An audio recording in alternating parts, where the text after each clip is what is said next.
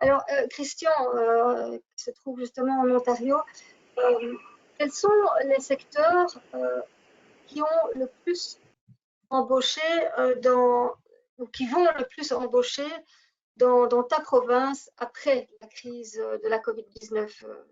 Qu'en penses-tu? Merci pour cette question. Ce qu'il faut réaliser, c'est que la pénurie de main-d'œuvre existe encore. On parle ici surtout dans les métiers, surtout dans la production, dans la transformation.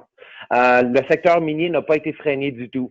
Donc, il y a énormément d'emplois à combler. Il y a même l'Institut des ressources humaines minières au Canada qui a fait une recherche. On parle de centaines de milliers de postes qui seront comblés. On parle de grutiers, de foreurs, de dynamiteurs, de personnel de maintien des mines, opérateurs de machinerie lourde. Maintenant, cet opérateur de machinerie lourde est vraiment dans tous les secteurs, que ce soit dans l'immobilier, la construction routière, le bâtiment, dans la foresterie aussi. La foresterie n'a pas arrêté non plus. Il y a même une frénésie maintenant pour les rénovations. Il y a eu un freinage des nouvelles constructions dans certaines régions. Mais là, qu'est-ce que ça veut dire pour les scieries? C'est qu'on est en train de couper les madriers de 16 et 24 pieds en madriers de 8 pieds pour que ça puisse travailler pour les rénovations.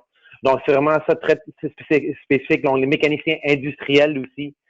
Mais aussi, la santé, c'est en pleine explosion. On voit vraiment le besoin du service personnel et du service décentralisé. En éducation aussi, on a encore une pénurie d'enseignants. C'est maintenant le temps qu'ils embauchent d'habitude pour la nouvelle année. Donc, moi, je lance l'appel à tous ceux qui sont enseignants à aller maintenant postuler pour les emplois que vous cherchez. Il y a l'alimentation. L'alimentation, on voit maintenant que c'est totalement renversé. Le système centralisé est brisé. Quand 3 abattoirs peuvent freiner l'industrie au complet, c'est le temps de remettre la main entre les le pouvoir entre les mains du consommateur.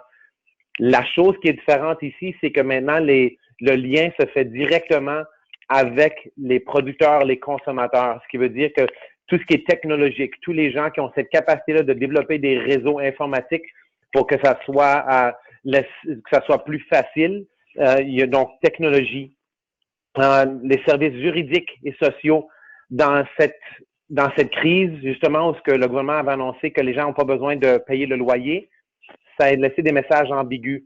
Donc, tous les gens qui travaillent avec les droits des consommateurs et des propriétaires en termes de logement, il y a une liste d'attente qui ne termine plus maintenant. Donc, on parle des gens qui ont une qualification d'avocat ou de services parajuridiques qui sont en très grande demande.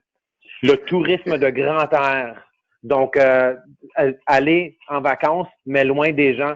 Il y aura beaucoup de ça, surtout dans le Canada qui est tellement grand, et donc aller en vacances en région au lieu d'être en vacances dans les villes, et les magasins de plus petite surface.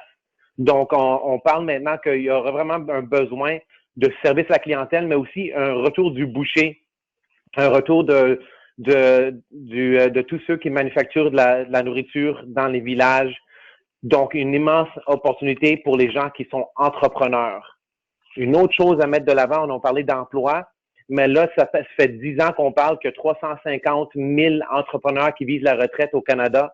Nous sommes maintenant à la porte où ce que soit, ils vont simplement abandonner ou ils vont être prêts à léguer. Donc, c'est là où ce que vraiment les gens qui ont des qualifications spécifiques qui aillent chercher l'entreprise qui serait prête à acheter s'ils ont les capacités.